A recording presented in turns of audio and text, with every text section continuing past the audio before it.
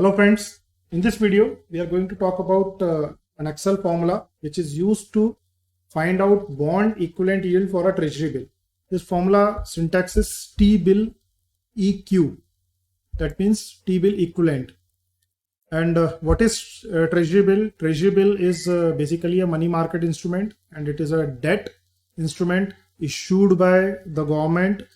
It can be issued by central bank on behalf of the government or treasury department on behalf of the government, and it is a short-term instrument, and it is backed by the sovereign guarantee. So this is supposed to be the very low risk instrument, low risk investment, and there will be a huge market for this type of instrument in any country. So now let us try to work out the bond equivalent yield of treasury bill. So assume that I have acquired a treasury bill on 31st of March 2008. The settlement date is the date after the date of issue of the security when a purchaser has acquired the security.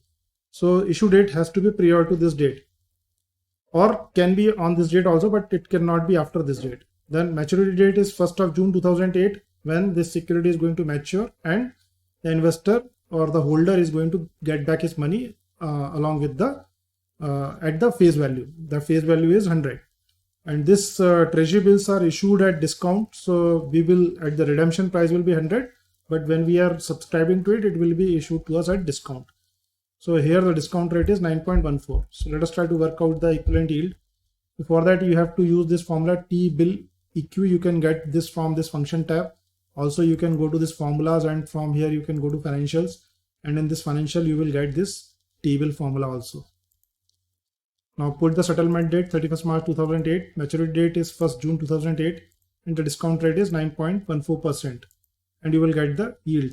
You have to convert it into percentage.